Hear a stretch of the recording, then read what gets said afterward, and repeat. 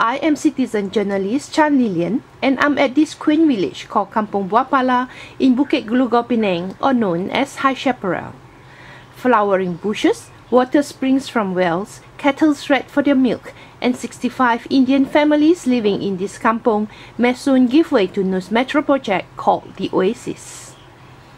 Villagers are on standby to prevent any demolition to their homes. Several politicians, members of the press, activists, and lawyers are at the site this morning. A lorry filled with building materials came to the village earlier in the morning, but left after being approached by the villagers. Villagers showed members of the press several newspaper cuttings, police reports, and also briefed them about the report on the suspected land scam and fraudulent transaction lodged with MACC. YB Raya, who is the adun for the area, was there to assure the villagers that the Penang state government is with them. Meanwhile, lawyer Darshan Singh Khaira has some very interesting views about this case. Darshan Singh Khaira, I've been involved in cases like this. Firstly, this is a political problem, not a mere legal problem. And people who are responsible for it, who have the power, are just washing their hands off and say, no, you take compensation and go away. You know? Number one. Number two, you remember the Kongsi case in Falim? Before that, the developer there just sent in tractors and demolished without a court order saying that these residents were trespassers, and there one woman was shot dead, at that time. After that, the Special Relief Act was amended to say there's no more remedy of self-help. You have to obtain a court order to vacate. But they have, right? May the 11th? I do not know about what the order is exactly about. But actually, the mistake again the resident make is this: because of this law, they cannot send in tractor. They must obtain court order, which the developer did not do so.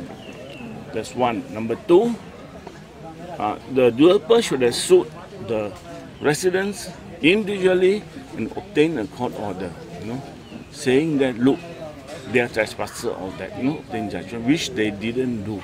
What in this case, from my understanding, is this: the resident sued the number of people, including the developer, which to me is a mistake. What should be done is this: the resident-in-law, they've been here, they say 40 years, 70 years. In law, if you have a piece of land, I stay there for more than 12 years. Before 1960, I acquire a right called adverse possession. That means, by limitation, your claim is barred against me. How this happened? Okay, by the national government transfer it to a private company. Of course, there are a lot of nonsense going on. And the resident should have applied to set aside the transfer from the Kerajaan Negeri Pulau Penang to the developer. They didn't do that. There are so many other points they could have raised. I do not know. I was talking to the picture at that time. But it has something to do with the TOL as well, right? Because they were paying TOL until 2005. Yes. In principle, they call it equity. That means if you are a landowner, you allow people to stay on there, for years and years and years. They acquire a right. You cannot say your TL expire end of this year 2 years, to vacate. No such thing. So that's why I say this is a political issue. Our courts are pro-government, pro-developers, pro-big banks and all that. They are totally pro. Para case is a very clear example. They will flout the law if necessary. Because where do judges go? They want promotion, they want awards. Similarly with politicians. Before election, I would have come and say, support me, I'll make sure you're never vacated, you'll done all my dead body. I heard some politician came and said that. If that is so, I want the resident, please start digging 2 graves. One 6 feet by 3 feet, another 5.4, I think that's his height, and by 3 feet. Start digging the grave now. Because they say, oh, they're dead body. Those who are here will know, those who attended the speeches at that time.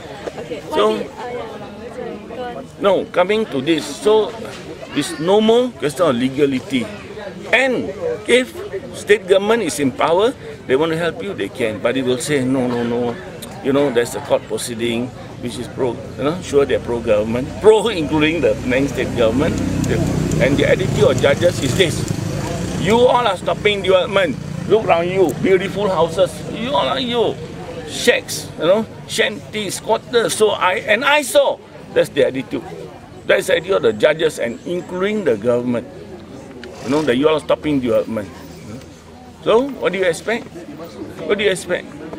I think, and I tell you, they will come with FIU. They will tear gas all of you, and behind them will come the developer with tractors and all that. Let's not be children. We better understand the politics of the whole judiciary, politics of the land issue. To them, land is a livelihood. To the developer, it's money, profit. These are basic things we have to understand the philosophy behind it. So don't just be fooled by words. I tell you, the state government people will come and say, actually we support you, all that, but there is a court order, then nothing can be helped, this transfer. Bullshit. Thank you. Correct. That's what we're saying. You see, that's what we're saying. Wait for the due process to take place. Even if they've got a court order for vacant possession, they should at least assure that the residents have their say in court. I mean, they've been here for the last 50, 60 odd years. I mean, you have one senior gentleman here who is about 80 years old. 84 years old, and you have senior citizens, ladies who are here for almost 60, 70 years. Just like that, you expect them to uproot them? I mean, of course. But I will definitely, to answer your question, back up the state government by saying that as an assemblyman, we will do whatever we can to try and prevent demolition of these houses. Stand shoulder to shoulder with the residents. Of course.